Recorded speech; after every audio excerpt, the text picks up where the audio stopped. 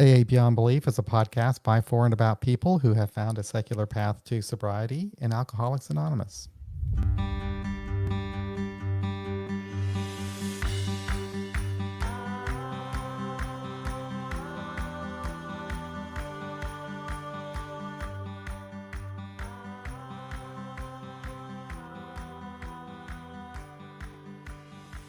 Well, welcome to another Friday night live stream. Angela and I are here to talk about the role that music may play in our recovery. And I think that we'll just make this a very light and easy episode. Angela and I both actually have allergies today and are not at our best. So if you'd like to help this podcast along, please feel free to call in at our toll-free number. We'll be posting that here pretty soon. But yeah, it's great. It's great to be here. Angela, how you doing over there? I'm hanging in there, as you can tell from my voice. I got some allergies going on, and they've been wreaking havoc on my sinus system today. So I'm a little scratchy sounding and stuff, but I am doing okay. Yeah, no, same here. And storms are moving in, or something's going on with the weather, but. The dog still gets a walk though. So after the podcast, I got to take the dog for a walk, and then I'm going to call it a night. So nice. Yes. I'm going to be drugging mine in a little bit. It's been approved. It's Benadryl. So, yeah. But that stuff knocks me out. Yeah. It doesn't knock me out, but it does make it a little bit easier because of the fireworks. So. Oh yeah. So, yeah. Oh, you're gonna put the dog on Benadryl. Yeah. No. I'm not knocking myself out. You're knocking yourself out. Yeah. Let's do this show, and I can't stand fireworks. I'm gonna knock myself out. Good stuff. Yeah, but I'm totally right. Yeah, I know. No, my dog's gonna go crazy too. The cats don't like it either. But yeah. So these animals are not very patriotic, are they? No, they're not. Anyway, so yeah, music. There we go. Music and recovery. So first of all, this is gonna be an interesting topic, I think, because I'll probably learn more about how I actually incorporate music in my recovery than I've ever even given it any thought. I don't really think of myself as one who listens to a lot of music. I was really more into music probably in my drinking days, which was a million years ago, because the music was always surrounding me whenever I was drinking, and sometimes I think the music I listen to, I usually don't tell people what music I listen to because I'm almost embarrassed by it. But occasionally I'll like to listen to Waylon Jennings and just kind of kick back and relax. So yeah, that's my confession. So. Well, I think among hipsters, at least, that Waylon Jennings is probably okay.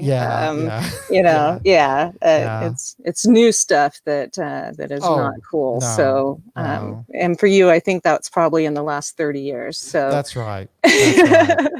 So you're okay. You're okay. When it comes to music, I grew up in a house where music was playing all the time. And so we had, in our family, we had a living room, and the television was not in the living room. The living room was just for sitting around and reading and talking and playing music. Oh. And my parents had a real eclectic taste in music. And so we had folk music playing, we had country music playing, we had all kinds of jazz, you name it, it was always playing in the house. So music was always kind of in the background. And then this is the part of me I really don't like, but what happened to me, I grew up in a military family, and we made a move from New York to Kansas. And that was the most difficult move of my time growing up as a military kid.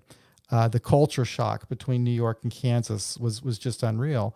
And so we lived in this little town, and my parents decided to live out in the country. And so all the people that I knew that I was meeting there, they were farm kids, and a lot of them, listened to country music and stuff. So what did I start doing? I started listening to country music. That's rough. and I listened to that all throughout my drinking. And it was like, I would love to just go to a bar and turn on a jukebox and kick back and spend about 8 or 10 hours there. Wow. So yeah. So do you have a strong correlation between drinking and country music? Yeah, when I stopped drinking, um, I would not listen to country music, and then did not for many, many years, many years, maybe a decade or more. I couldn't listen to it. And then, for whatever reason, I did listen to some, and I'm talking the old stuff. I like, Waylon Jennings and Willie Nelson and stuff like that. But so yeah, so I do occasionally, and it's really Waylon is my favorite. Just kind of kick back and listen to him and just kind of relax. He has a very mellow kind of sound. Mhm. It's nothing too heavy. So that's kind of what I like. I like to do that, but I'm not just totally into that. I also just listen to, just kind of any easy kind of mellow music is pretty much what I like most of the time. Sometimes actually I can't say the Alexa thing because it's going to talk to me, but I'll use the Echo and I'll just say, play mellow music. you know, that's, Nice. yeah. So what's your musical story? Um, well, growing up, my mom was, the main person that raised me, and her taste was the Beatles and the Rolling Stones. I was named after Angie by the Oh, Rolling Stones. Yeah. Although I did listen to Helen Reddy's Angie Baby, oh and yeah, that's a good that one. person's, kind of not quite right. And I'm thinking that in that song was very popular in December of 74, which is when I was born. Hmm. And so I'm like, I think that she really, did name me after that one, but felt that the other one was more appropriate. I don't know. I've teased her about it. Um, but yeah, so I remember a lot of the Beatles and of Paul McCartney, and Wings. Oh yeah. Band on the Run was played on a record player. And I'm told that I learned to walk by first scooting my hands on a record cover. And so that's like my main things with music. Another music thing I remember was when John Lennon died, Yeah. that my mom took me to the Capitol steps, and they had a kind of vigil or some sort of thing for that. And so, yeah, I told her that's what probably started my political career or whatever, as far as activism was going to that. And in the house, so one of the funny things is that my mom's very tone deaf, and Hmm. so even though she named me after Angie by the Rolling Stones, I didn't know what that tune was until I was actually close to an adult, because my mom can't sing well. Right. And same with the Woodstock song. She'd sing the Woodstock song all the time, but I didn't know how it actually sounded until I was almost an adult. But that's the kind of stuff that she listened to. Not those songs specifically, because this was a time when we, didn't have music at our fingertips as easily as we do now. Yeah. But yeah, my neither parent, played an instrument or anything. My dad really wanted to be a guitarist, but he never was able to sober up. and Hmm. and so I did get his guitar when he passed, and I have it, but I haven't ever learned how to play it. I did play some instruments, in junior high, and I was in choir for a very long time. Hmm. And that was, something important to me in high school and things. But yeah, the other music type stuff. My mom, this was when I was like a preteen, and my mom started doing Al-Anon and all of the 12-step group stuff. And so my sisters are 8 and 11 years younger than me. And so she was getting music that was more kid friendly, and so there was this guy, Peter Alsop, that people can look up if they want to. And he was a child psychologist who made music. And so we'd listen to songs like my brother threw up on my stuffed toy Oh, bunny. okay. And then there was like the Irish seatbelt song, which I used to, well, I still do kind of annoy my friends with, because you just say the word seatbelt over and over again to the Irish jig. And I get my friends' kids hooked on it. And so they sing it every time they get into the car. So those were some of the stuff that as a kid, my experience with country music was that my mom hated it, and she also hated a cappella music, which I was in choir, so I loved a cappella music. And so when we get into a fight, I would storm into my bedroom and play Garth Brooks Huh. or some other a cappella type band at top volume. So all of my friends were playing like Guns N' Roses or something like that to annoy their parents, and I was playing Friends in Low Places. And yeah, and it worked. I mean, she'd be, banging on my door yelling at me. So, as a kid, you have to rebel in some way, and that was my experience with country music.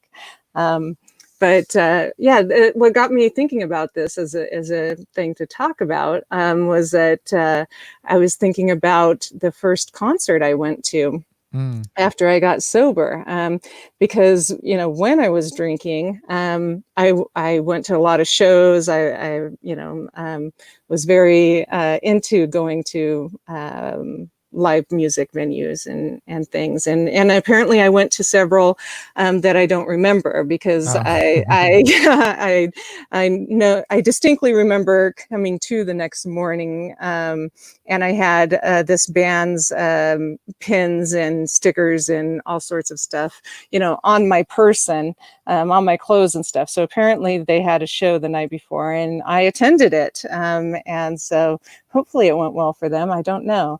But after after getting sober, yeah, that was one of the things I remember being concerned about. Like, how do you do that? And is it any fun anymore? And will I, enjoy it? And the first one that I can recall going to was I took my mom, and it was the Rolling Stones. Oh. And I think I was like 2 months sober, so I probably had about a little over 60 days. And the opening band was Blue October. And it was their very first time opening for the Rolling Stones. And so this was like their breakthrough type of a thing. They already had a couple songs on the radio that were popular, but this was the first time touring with a really big group. And so that was kind of cool, because, for those of you who aren't familiar with Blue October, their lead singer usually discusses being one of us, and the journey he's made. The difference between his sobriety and mine, from what I can tell, is that he's a Texan, and so seems to lean much more towards a specific higher power. And but Oh. otherwise, I really liked a lot of their songs when I was getting sober, because they were very emotional and yeah, just lots of high emotions and frustration and depression and all of that kind of stuff, which sometimes is cathartic to listen to. And so that was my first concert, and I've been to many more since then. But I was kind of thinking about that and wondering what other people's experiences were with music in their life. There's a place here called the Hive, which is for sober musicians, a place where they can get together and jam or record or learn new things. Because it's a concern for a lot of musicians of how do I do this sober? Will I be any good anymore at it? And so it's a supportive environment. And then I've seen in meetings where people talk about that they played or were in bands or something to do with music, and that it went to the wayside because of their drinking, of course.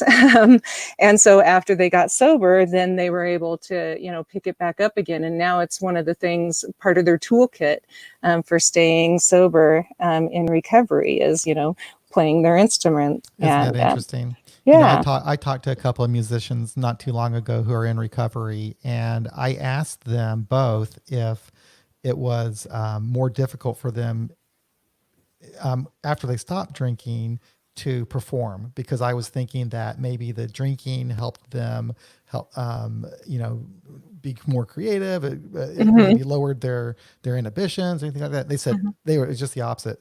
No, Yeah. they're actually better now sober and they enjoy it more. And it was not difficult for them at all to get back into music, even though they were drinking and drugging when they were performing. When they Right. got clean and sober, it was no problem for them to just move on and do it clean and sober. Yeah. I Yeah. found that really interesting. Yeah. No, I think there's definitely that kind of myth of the artist of, Yeah, you have to stay drunk right. or messed Got to up be or stoned to whatever. write a book Yeah, or something. Yeah, exactly. Yeah. yeah. It's not Um, necessarily true. but yeah. So, But I remember the first concert that I went to, and it was interesting. It was in the 1990s, and I went to see Bruce Springsteen. This was my first mm, concert when I was sober. And the concert before that, believe it or not, was back in the 1970s, and it was Joe Walsh. And the difference between going to a concert in the 1970s and the 1990s is like night and day. So, like in the 1970s, when you went to a concert, at this was a huge arena, and I mean the whole place was just full of marijuana smoke. That's the way it mm-hmm. was, just that was it. In the 1990s, there was like nobody smoking dope. No, it's like it's kind of different, So it was Yeah. nice to be able to sit back and just kind of listen to the music. And I do enjoy music. I like live music. I like to a performer like Bruce Springsteen, for example. He's just Hmm. absolutely incredible, the energy that guy has to Yeah. just perform the way that he does.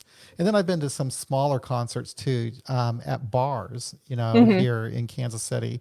And I don't really have any problem with that.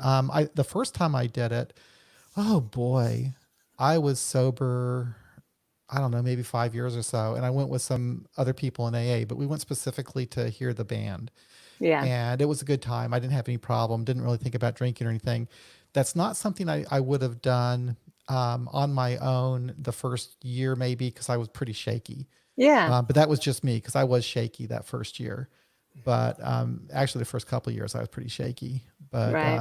yeah, and now it wouldn't bother me to do something like that at all now. So, and I've done it a few Yeah. times. My wife and I have gone out, and I've gone out with some friends before to listen Yeah. to music. So, yeah. Yeah. Nope. I still do. And well, not right now, but Yeah, we can't now. prior to March, Prior to March, yeah. yeah, I used to still go to. I didn't go to as many of the arena shows because I'm at an age Yeah.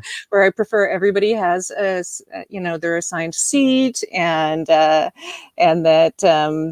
it's frowned upon to have your phone out and things like that. So not as many arena shows, I but yeah, know. still go. And I last summer I went to Blue October and listen to how their show has evolved. Some of their music you can very much tell is influenced by 12-step recovery. Let's see, one of their songs.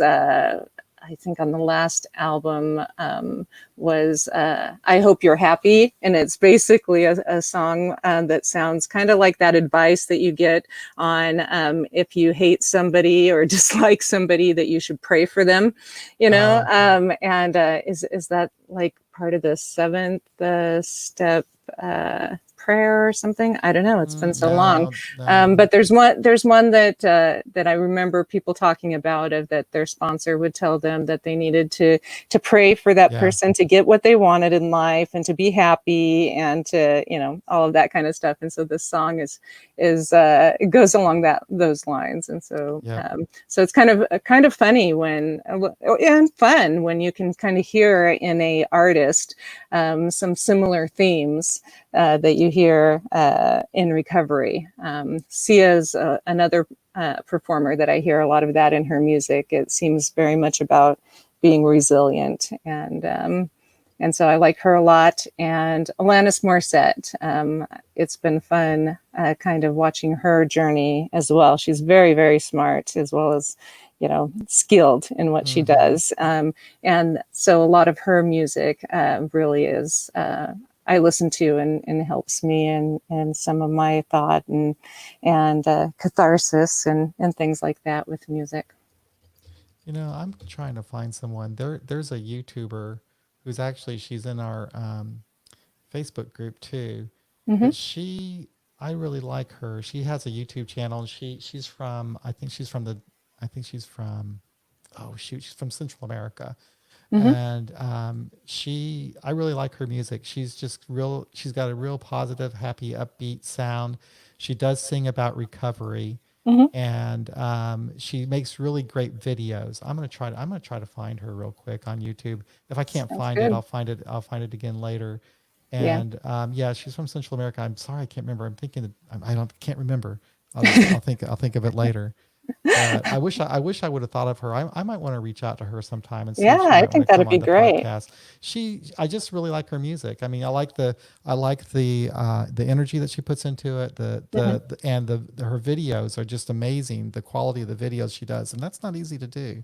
So I'll think of her. Right. I'll have to link her to the website later on. But Sounds good. yeah. So, but that's interesting. She does that on YouTube. And, Mm-hmm. when you were talking about COVID, I was thinking about the conversation I was having with some musicians that were in recovery. And Mm-hmm. both of them were telling me how tough they were having it right now because of COVID. They can't get out and perform. Right. Yes, It's I've really heard difficult. that too. So they Yeah. have to find different ways of doing it. And maybe YouTube is one, but, you got to make money too. Right. So Yeah. and it's kind of off the topic a little bit, but. Nope. Anything music, I think should go right now. But music can also be used as like sort of like to help with meditation, you know? Yeah, yeah. When I was writing my inventory for the first time, there was a CD that I had, and it was basically one of those ones. I think it was called Women's Retreat, and Uh, and it was one of those ones with just kind of like the soothing noises, and water and waves and whispering trees, and then kind of almost Enya without any singing, and I listened to that over and over again during my writing inventory, and my sponsor at the time was like, I think it helped. You did a really good job. I'm like, great. So, so I still have that. I think I listened to it last when I had sinus surgery last year for a deviated septum. I listened to mm, that to keep me calm, because it was very, very painful and in my recovery. But yeah, that was one that I remember being helpful and calming and creative. The sound was something that helped me be able to kind of push some of the extra stuff in my brain to the side while I tried to work on things that were more helpful for my recovery. yeah. So that pretty much does the topic of. Yeah, there you go. Nobody wants to talk about music. Okay. It'd be great if we actually played music. We could do that, but no problem. So kind of talking about something else. Mhm. I was I can't I This is kind of interesting. This COVID thing is going to be going on a lot longer than I'd ever anticipated, and it's going to really change. It's already changed the way that we are doing our recovery, but I'm thinking about me personally too. Our group. I don't know when we're going to ever meet in person again. The church where we meet isn't going to meet again. They aren't going to have services until like in 2021, in May of Right. 2021. But they'll still let groups meet there, but only with 10 people at a time, and they have to keep a distance, and they have to wear masks and all this kind of stuff. Hmm. And I don't know. I've just been kind of pondering that lately about, what's going to become of my group. Am I drifting away from it because I'm not even going to the online meetings as much anymore? I'm kind of finding another avenue, I guess, through my recovery. But I don't know. That's been kind of on my mind a little bit. Have you been thinking about that at all? We talk about it a little bit in our group and like at business meetings and stuff. And yeah, I think it is changing, and will morph into something slightly different. Our meeting too is we meet at the Unitarian Fellowship, and they stay up on things. And as far as I know, last we've heard, they're not planning on doing anything in their building for quite a while. And so we keep with our 2 meetings a week, and we're still planning, even if things do open at some time, to keep one of those meetings, the Thursday one, going, and then people who can do the Tuesday one will. But who knows what'll happen during that time. People go in and out still, just like they always have in AA. So it depends on who's part of the group at that time and what kind of decisions they make, and in business meetings and stuff on how things go forward. I know that one of the things we've talked about is we had been getting ready to do a group inventory, and we had put that on hold because it was like right as this was starting. And so one thing that we'll probably consider in the next few months is whether we're going to do a group inventory online for our Zoom meetings, so that it'll be based on how we're doing in all of those group inventory categories, with the Zoom meeting in mind, and not our traditional in-person meeting. So I think that'll be interesting. I'm impressed at how organized your group is. My group, they don't even know a group inventory. What are you talking about? Yeah. For a long time we didn't. So, again, our group's been going for about 12 years now. It's a good 12 idea. years. And so we didn't for a very long time. And that's, again, something as people go in and out of meetings and decide to be part of groups and come from different areas and stuff. Some of them have more service experience than others. And so that's kind of how ours has evolved into people being there that want to do more work at the district and area level, which is great. And so it was suggested that we do an inventory. And so we had somebody look at the current pamphlet on doing a group inventory by GSO, and see if there was anything that we needed to adjust, because of our special group. But there really wasn't anything. Most of the questions are very standard, group questions, don't have to do with a higher power or anything like that. And I remember doing one in a traditional group in early sobriety, like in my first year, but I couldn't remember what it was about really, or what the questions were. I just remember that we all had to get together for like an entire day, it seemed like, and talk about all of these questions, and ad nauseum. It was a very long process. and so doing it online or some sort of way electronically will definitely be easier. It probably won't have the same effect as it used to when groups did that, because I think it wasn't just about doing the inventory and finding out what people thought was good or bad. I think it was kind of like how service work in AA is thought of, as that it's kind of supposed to help you get along with other humans in general and develop. And so it won't be the same kind of thing. You won't get that part of it. But it'll still be effective in helping the group make changes if necessary to help people. Our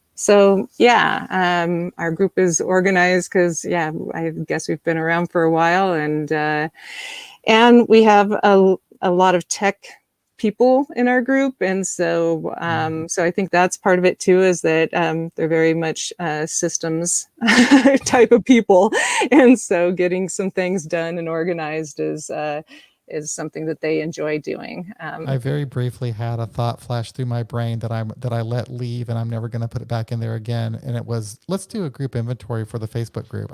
Ain't going to do it. Never gonna happen. It's never going to happen. I think some people would be interested in that, and and that would be really really. Facebook groups are really interesting. I tell you, that's another life of recovery now in 2020 is all this online stuff, and there's a lot more people involved with social media in recovery now. So our AA Beyond Belief Facebook group has, I don't know how many people in there now, lots and lots of I people, think you have thousands. like 1,700 or 1,700 something. people. That's a lot of people. Yeah, And yeah, most of those have come on like just in the last 3 or 4 months, I think. So, yeah. yeah, Because I think we it's, talked about it at a board meeting when I was still part of that, like the hmm members in the groups. And that at that time, I think they were trying to get rid of all of the bots. And so your group went under 1,000, I think it was. yeah, Wasn't right. that it? Yeah. Yeah. And so now, yeah. So it's grown a lot, Well, it's which is interesting interesting. because Yeah. the people that have joined that group, a lot of them do not go to secular A meetings. They don't have a secular A meeting in their community, but they're interested in a secular A meeting. Hmm. But their experience in AA is for the most part pretty traditional. You know, Right. the only difference is that they just don't happen to have a belief in a God or higher power or whatever. But otherwise, they're Yeah. pretty much the same as AA. And those people have come in and they've mixed with this whole other group of people that have been around secular A meetings, whatever, for a long time, Hmm. who might not have that connection to the traditional AA. And it's kind Right. of interesting to watch the two worlds kind of collide, you know. Right. And people are in different phases of their understanding and their growth, and Hmm. so you know, there's always, you know, people that have to get something off their chest about AA or something, and oh boy, Yeah. it's just it's something else. But Right. Yeah. It's a anyway, there's a process. Like everything else, it's a process. there are some people in the chat room who are still talking about music, by the way. Oh, great. Bree actually mentioned that she was at an AA meeting where there was a group discussion that evolved into songs about recovery, and she says that people in NA have had topics like that a lot. Mm. We actually had that one time. Jenny from our group Hmm. played a song at our meeting, and then we Hmm. actually talked about that as the topic. It was a Yeah. really good meeting too. Yeah. We've had that as well. Somebody brought in like one of those little speaker Hmm. box things and printed out the lyrics to the song that they brought. Yeah, And so, yeah. yeah, so we all looked at that and talked about it. And that was cool. That was fun. Another thing that you probably don't see in, in traditional No, meetings, no. That which was was really a good meeting, and she cool. did the same Yeah. thing. She printed out the lyrics, and I love this. I love the song, but it happened to be Hmm. a band that she went to see like the night before, a couple nights before. She was Hmm. really moved by the music, so she wanted to you know, use that as a topic. And then Right. Jackie here says that music gave her an outlet for her intense emotions and early Mhm. recovery. I used to go through some Yeah. rituals so important to me to this day. Nice. Well, I want to hear about those. So Jackie should call in, and I want to hear about the music rituals. What does that Yeah. mean, and were goats involved? That's all I want to know. Yeah. Yeah. No, it is a nice outlet actually. It's you know, sometimes another thing I like though, beyond music, which I really enjoy probably more than music, is live theater. When my wife and I get to do that, that helps. That touches me, reaches me in a way that you know, maybe reading or going to a movie doesn't. Hmm. And usually the plays are more interesting, you know, than Hmm. there's a lot of depth and complexity to them, and I miss that because we don't get to do that anymore either. Yeah. But yeah, all this fun stuff we can't do anymore. It kind of sucks. Yes. Yes. It's definitely changed, and yeah, I think we'll go through some mourning stuff for it. Yeah, Hopefully we'll, get a vaccine but I think a lot of things are going to change. And yeah, if it is still a long time coming, perhaps there'll be ways that they can do it. I know that I've enjoyed on YouTube, some of the different, musical theater companies and stuff putting yeah, together things where they're all in different places, and it's still fun for me. No, it's not the same as going to a right. show and stuff, but I still, enjoy it. And yeah, I don't know what the future is going to hold for No, things like that. no. I think with a band, it might, be okay because you need lots of space for lots of instruments, or, an orchestra or something. Can you do 6 feet apart? You'll have to definitely go to bigger venues, Yeah. right? But yeah, You I don't, know, I don't know. another thing in It's hard our, for the people who are involved in that, who it's their livelihood. And we have some people in our home group who it's their livelihood, and so not being able to have theater and stuff right now is really tough. do you remember seeing the films on television anyway, the reports in Italy where people would go out on their balcony and like play the saxophone or they'd play Yeah, the violin or something like yeah, that? I thought that was so beautiful and touching. yeah. We had something like that in our neighborhood. Just one guy was playing um, oh boy, it's that Scottish instrument, bagpipes. He's playing bagpipes. Actually, there were two of them. A husband and wife were playing the bagpipes together. Oh, Yeah, it was actually really pretty. And so I was walking the dog, and I hear this bagpipe music. So I walk down, and all the neighbors are out there listening to this husband and wife playing the bagpipes, and me and the dog sat there and listened as well. It's kind of nice to hear some music in a time like that, and everybody being together like that too, of course, at a distance, right. but still, yeah, Yeah. it's nice. I can Yes. understand what those people in Italy were doing, Yeah, definitely. It but is nice to be around people at a distance, but yeah, at a it's, distance. yeah, the difficult thing is some of the stuff that you're used to doing. Like my partner, even when he had to have somebody come and look at the HVAC at the beginning of summer, because ours went out over at Mm, that house. I'm still over with my mom, but across town at that house, that he went to go shake his hand because he, mm, forgot that, I mean, that's kind of just what he's used to right. doing. When you have somebody to come and work on your house, you go up to shake their hand and show them, what you need help with. And yeah, and so little things like that are difficult to Oh, remember, we got a hugs and caller. the stuff, See who this is. Hello. Come on, don't you know my number Oh, yet? hi, Jackie. How are you? Hi, Jackie. Hey, Angela. You're coming Hey, in I want loud to and give you clear guys tonight, by a the way. break. Oh, good. Thank Yes. God. I don't know what that was last week. I'm sorry about that. No, you're fine. Yeah. I wanted to give you guys a break since you're both in such bad shape. So I thought I would sing for the last 20 minutes. Just kidding. Nice. But I did. I did want to talk about my ritual and the goats that were involved. Oh, okay. No, there were no goats involved. But no, actually, a couple of things. I know some local artists here in the Baltimore area who, of course, aren't performing, and they're local to the Baltimore area, but they fly all over the place and perform, and even out of the country. And what they've started doing in downtown Baltimore are like similar to what you were talking about in Italy, similar, not like doing these concerts outside, like going from door to door, and people are like going on Venmo and offering them money, and Oh, because wow. you're right. I mean, John, like you were saying, YouTube can be a venue for them, but they also still have to make money, Mm-hmm. So it's been a really nice supportive community. Not anything about recovery, but about music. Yeah. Yeah. Right. trying to stay in there.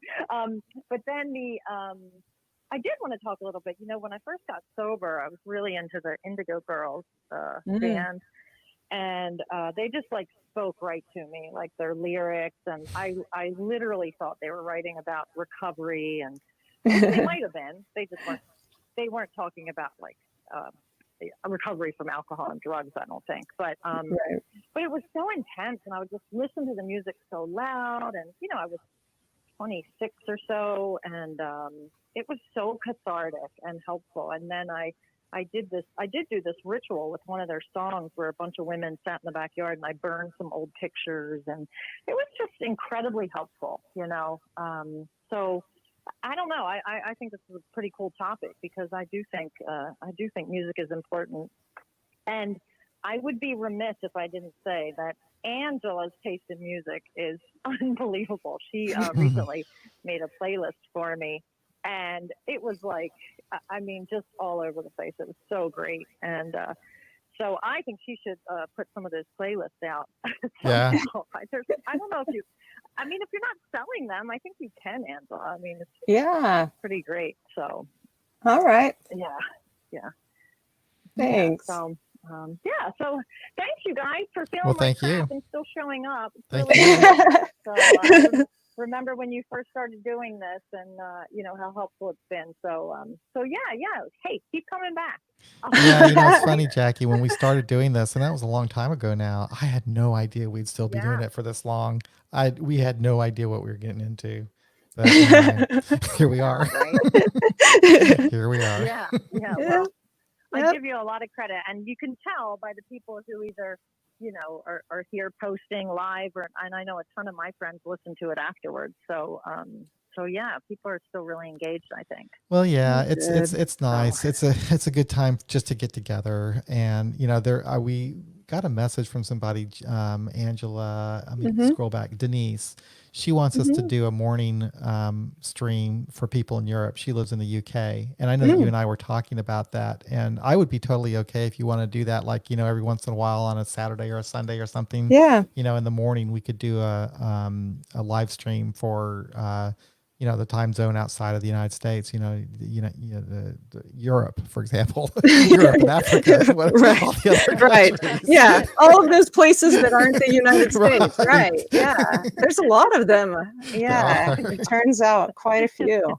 Yeah. Yeah. So we'll do that. We'll have to do that. That'll be nice. You guys need some sleep, man. Oh God. Yeah, I know.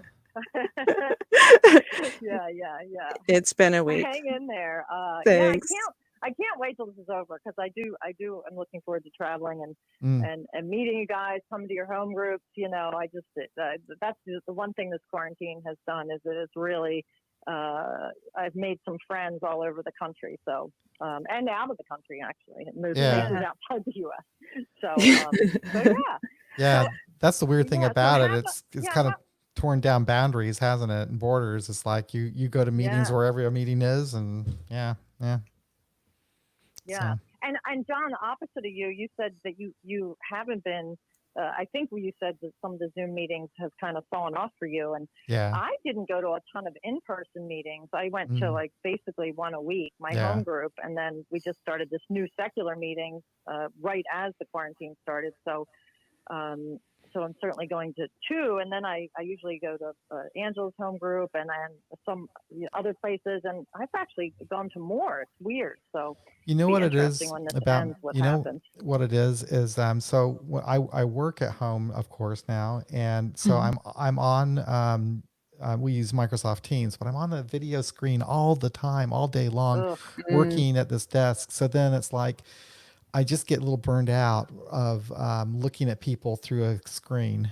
It just burns me out a little bit. I hear you.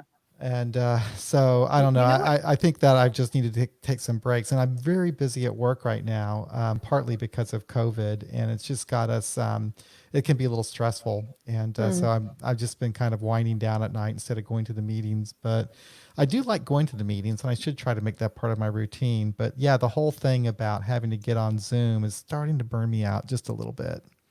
Just a little bit. I hear that. Yeah. I'll end with this funny thing. A couple of weeks ago, I was in a Zoom meeting, and it still can be such a bizarre way to communicate. And so I was listening to somebody, and sometimes, I'm not going to lie, I'll be on my phone at the same time, and I got distracted, and I thought, oh, that sounds really interesting. And I literally thought I could rewind and listen. So I was like, oh no, this is live. Like, it was just a bizarre headspace. Like, I don't know. It's like, no, you're live in a meeting. Right. Exactly. These are real people, It was just bizarre. So I feel you. It's not the same as being with people. So anyway, even if guys, I don't want to. Okay, I'm sorry. I'm in a negative mood. I'm complaining about everything having to do with COVID.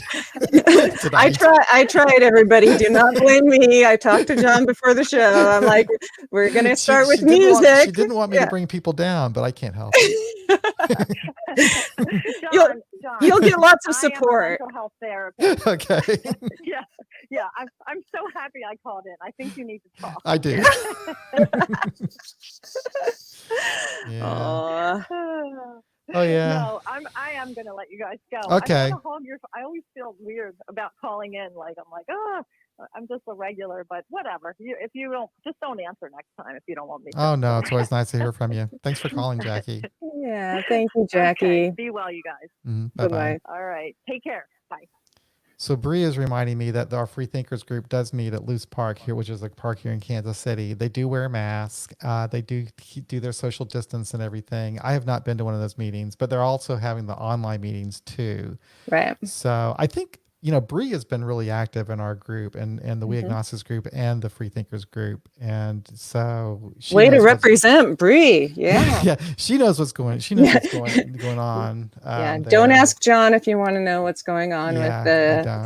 With stuff our in groups. KC. Yeah, I you don't need to know contact Bree. Yeah. So But yeah, we really have a nice group. I've always enjoyed the people in both groups. I mean, just very, very nice, relaxed group, and it's just everybody seems to get along and are very supportive of one another. And, it's just a nice group of people. So I don't get to see all of them anymore because a lot of them won't do the Zoom meetings. But those that do, every time I do see them, man, I always leave happy with a smile on my face. So something special about your home group, isn't there? Yeah, I think so. And with ours, again, this whole thing has morphed it a little bit, and so we have these people from all across the country and other countries that come to our meeting regularly. And so I think it would feel weird, at least to me, if I didn't see them anymore. Because for since March, our stuff started at, I think the second week of March, we've been having these meetings and I've been seeing these people and so it feels like, they're part of my home group and they feel like a part of the home group. And so again, like Jackie said, we all look forward to the time when we're able to meet each other in person, and everybody's going to be flying all over the place, and that time will come. Yeah, and so that'll be nice. But again, it's our meeting has changed, and but I think it's for the better. We have some really cool people that we didn't know existed until this started, and so I'm enjoying that part.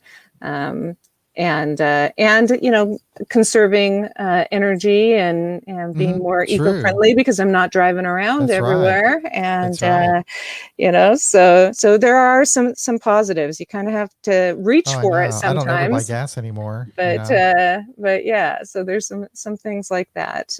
Also, I'm not spending a lot on clothing and makeup and stuff like that. So I've got some good savings in there. So I'm doing okay with that, so it's not all doom and gloom. I'm gonna have to catch up with Bree. They had a group conscience meeting, I guess. I need to figure out what they were talking about. I wonder if they were talking about possibly meeting again. I don't know. Because the church is going to let groups meet under those very strict conditions. I'm not going to do it, but there might be some people who will. So anyway. Wow, only like a 10 minutes long group. Yeah. For a while we did that. When I was leading them, I had everybody put everything away, including the chairs, so that we were standing. So I had standing business meetings for the home group, and fortunately, some more people came along and accepted service positions, and so now we have a more professional group that at least does the asks if everybody agrees and if someone disagrees on different ideas, whereas mine was definitely a like 10 minutes type thing because we're all standing there. But no, these days we have pretty in-depth discussions, and people argue with each other, and Oh, try to be wow.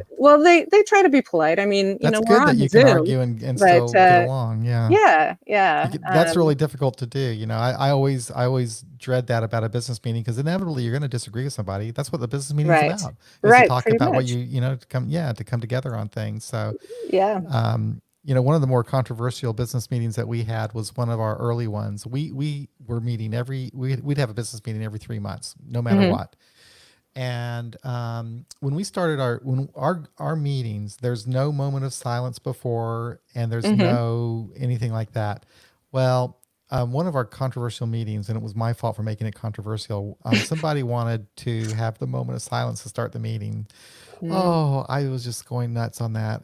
Some people didn't mind having a moment of silence, but I just hated a moment of silence. And I'm like, well, how are you going to force me to be silent? you know, Oh my gosh.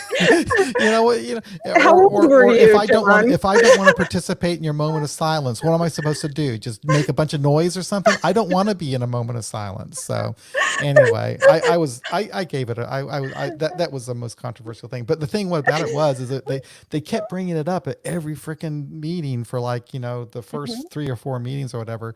But I'm glad that I shouted out down that moment of silence petition. I see. So, Dave, actually, I have your podcast coming up. I think it's going to be, I have to send it to you. Dave, I recorded, he just made a comment there, but Hmm. I recorded a podcast with him. He's a comedian, Oh, and cool. he's also in recovery. He's been sober for like 40 years, I think. Really nice Wow. guy. I haven't seen him for a little while. But I did a podcast with him, got it all edited and everything. I'm going to get ready to post that. I think it's going to be next week. But anyway, he just reminded me when I saw him there. But what happened is, like, last weekend, Dave, I Hmm. edited your podcast and like 4 or 5 others, I guess. All it was crazy, a crazy productive week. And since then, I haven't done anything. Right. But yeah, Dave's a good guy. But now David is somebody that I met because of our online meetings, and Hmm. I've gotten to be friends with Bree because of the online meetings. Hmm. I met her at the face-to-face meetings, but for some reason I never really talked to her after the meetings or anything like that. But now I'm Hmm. good friends with her. So, Oh, and I find cool. that we have a lot in common too. So she Very also cool. was a country music listener in the 70s and 80s, and she appreciates the kind of music I was listening to. So there you go. Yeah. Therefore, that's all you should have to say to vouch for Bree. Yeah, yeah, yeah. Nice. But Yeah. the thing about country music, I think one reason I stopped listening to it is so much of the country music had to do with drinking, and a lot of the songs that I would listen to back then in the 70s and the 80s, they pretty much were all kind of drinking and rowdy type country Hmm. and western songs was my thing. So yeah, when I sobered up, man, I totally remember just turning that crap off and not listen to it again. So anyway, Yeah. there I go back into the music thing. Tracy says, "Thanks, Angela. Your group is so welcoming. Feel so at home. Love the Zoom meetings." Yeah, I think that there's Dave. Yeah, Dave's a good guy. I love you, Dave. Thank you. He's got a good sense of humor too. He's a professional Yeah, I was listener, gonna so say, he has to. I really hope so. I really hope so. Yeah, yeah. If he doesn't have a sense of humor, he's kind of out of luck. Yeah, yeah.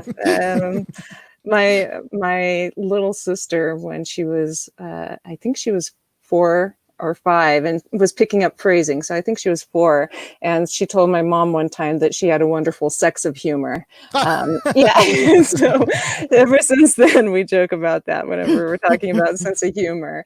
Yeah, I just said it to my mom the day before yesterday or something. I was talking about. Oh, actually, it was yesterday. So one of my sponsees has COVID-19, and I was making them casseroles, because that's what you're supposed to do, I guess, when people are going through tough times, is you make casseroles. And so I've only been doing that since I got sober, and it's something I picked up anyway. And so I had messaged to her that it didn't turn out very, very well, and she's like, well, that's okay, because I can't taste or smell anything. I'm like, oh, right, that's I guess that's a bonus, yay. and I told my mom, not everybody appreciates my sense of humor, and she laughed at that. So Oh man, I sure wish them the best. That's tough. That's really tough. Yeah. Boy. So this person, and then her partner, husband, also has it, and they're 21-year-old, and the husband had an organ transplant, and he's under 40, 2 years ago, and so it's really difficult. And this is kind of the first one that's been close to home for me, of somebody getting it, and trying to be supportive at a distance. So this distancing thing is difficult for that too, because there's only so much you can do. You can't go and give someone a hug and say, hey, we'll walk through this together. I mean, you can say it, but we technically can't walk through it together. And so it's new, and it's different, but that's the way it is, and that's part of the secular recovery thing, is that I try to deal with reality and what's actually happening, and being present, and and hoping for the best. We'll see what goes on with this, and I'll share what I can with you guys, at least for what's happening with me as a person who cares about somebody or somebodies who are currently struggling with that. Jackie and anybody else who's in the chat room, I texted the link to the We Agnostics Kansas City online Zoom meeting list, so you can go there and you can find out when and where our meetings are and click on them to get to them if you want to. So our meetings are typically pretty small. At least they were when I was last going. But we do occasionally have 2 or 3 people from out of town, which is nice. Yeah. What is small? What is what?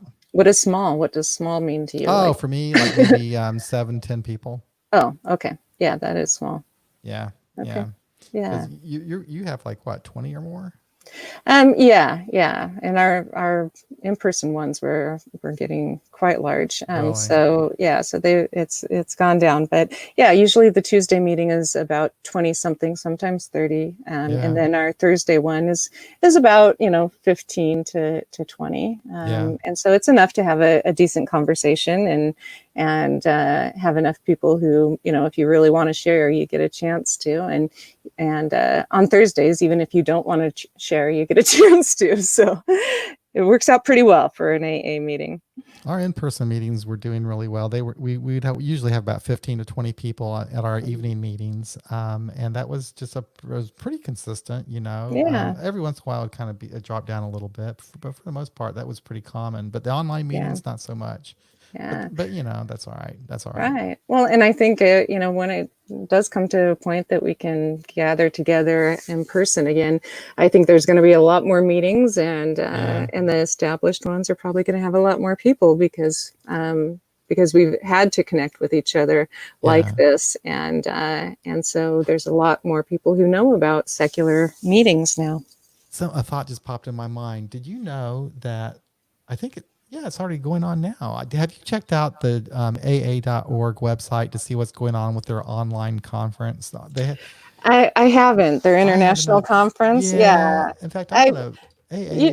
You should check it out and let us know how things are going. I think there's part of me that didn't, because nobody contacted the secular people, as far as I know. Yeah. No. Once they decided to cancel it. Well, I'm on the website now. The AA.org website, and I clicked on the 2020 International Convention, and it's going on. So if you guys are just like totally bored, or I'm going to post you a playlist of songs you can listen to, and then if you really don't like that, go. No, seriously. If you're needing some recovery and not adverse to traditional meetings, then yeah. Oh, they're And even having a flag ceremony online, I guess. Oh, that's weird. wow, Okay. that's I exciting. wonder if this thing is still going on. What's the schedule of this thing? I don't know. A bunch of videos. How are So they having the now I'm actually kind of interested. I made fun of it, but now I'm wondering how you do a flag I ceremony don't know. I remotely. don't Like, do know. you just have different people that walk around their yard with a flag? I don't Um, know. They could hmm. do like a cartoon or something of it, and Oh, people. I don't know, who knows. Anyway, I would totally watch a cartoon of it. yeah, Yeah. yeah. So All right. Well, anyway, we've managed to fill up an hour, and we've talked maybe a little bit about music. That's fine. I just want. It was nice to chat with you, Angela. It was nice to yeah. talk with Jackie and the rest of you that were participating in the chat room. It's thank you. I hope we didn't bore you silly, with our babble here, but Yeah, every and once in a while. Gail, get better with your face thing. Well, it's not your face thing. That just sounded horrible too. Gail, I hope your face feels better. Oh Yeah, I went yeah, to the yeah. dentist, and so anyway, I was trying to say I hope that you feel better, but instead I said something about her face. So yeah, I think we should definitely end this. Yeah. So thank you for listening, everybody. We'll be back again next Friday for another episode. We'll have a topic of interest. Bree actually suggested, she texted me and she suggested that we do a topic about dating in recovery. Oh. So that's something to think about. So anyway. Okay, cool. So that's it. That's another episode of AA Beyond Belief, the podcast. Thank you so much for listening. If you would like to support our site and podcast, there's a couple different ways you can do that. You can become a patron of AA Beyond Belief and go over to our Patreon site at patreon.com/AA Beyond Belief. And for $1 or $2 or $3 or $4 or $5 or $20 a month or whatever, you can support us. You can also make donations through PayPal at paypal.me/AA Beyond Belief, or just go over to our website and click on the donate button. But if you can't do it, because a lot of people can't right now, that's totally okay. We're doing fine. We're glad to do this. Y'all take care. Be well. We'll be back again next week. Bye-bye.